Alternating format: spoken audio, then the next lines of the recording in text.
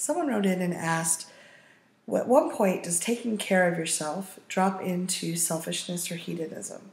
And I really love, Reid, that you're talking often about taking care of yourself in a relationship. Mm-hmm.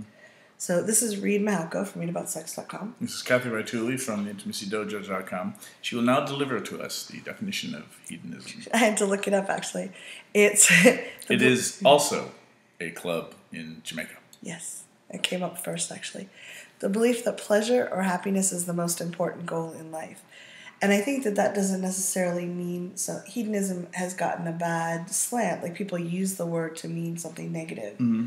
But I don't think looking for pleasure or happiness is necessarily a bad thing. No. So, I think you need to be selfish in life.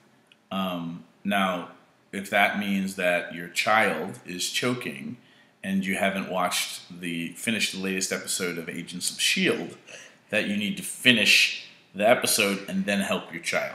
No, that's not what I mean by selfish.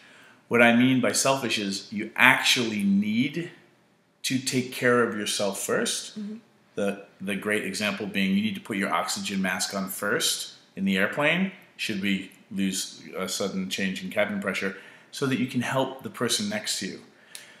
That kind of selfishness, I think, is appropriate. Yes. And that is the definition of taking care of yourself. Taking care of yourself so that you have the resources to take care of other people.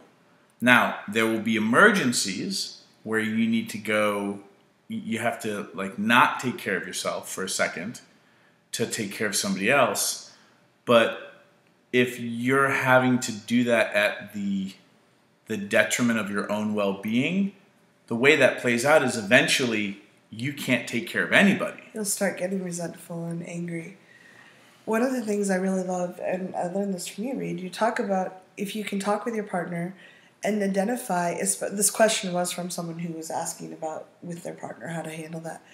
But if you can identify what your intention is for the relationship, if you know what your intention is, why are you in a relationship, and what you'd like to create with your partner in that relationship, that can help you define what you want to do and when to say, well, this is a time I choose to invest in the relationship, or now I'm going to take care of myself, because there's a balance sometimes there. Mm-hmm.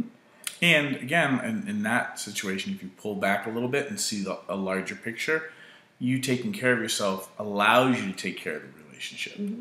So, where things get tricky, like when we have kids and things like that, you're sleep deprived because their needs are so great. Yeah.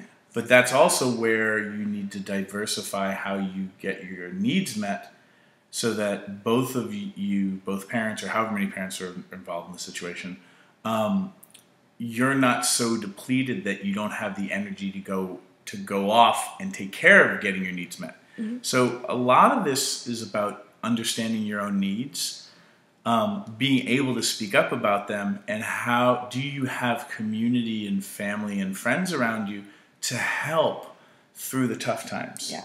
So that you're not so overwhelmed and stressed out and depleted that you can't put your oxygen mask on or the other person's oxygen mask on. And that kind of selfishness is how you take care of yourself and the people that you love. You have to be adamant about that sometimes. Mm-hmm. And it doesn't mean it's easy. It's simple, but that doesn't mean it's always easy to do. Yeah, and I think having a bigger intention, just seeking pleasure at the expense of your relationship or what you want to create in a relationship or in life, that's not necessarily self-serving either.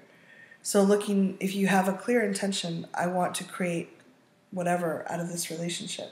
And I really love the stated intention between people. Let's co-create this, and I choose to co-create this or create this. That lets you say, okay, I can put aside pleasure in the interest of growing this long-term or supporting this long-term. So it's not always, taking care of yourself isn't always about seeking the pleasure or seeking happiness, like the good feeling in the moment. It can also be about what you want to create out of your relationship, what you want to experience in this world. Leave your comments, your thoughts. Watch some other videos of ours. Comments are below. Thanks very much.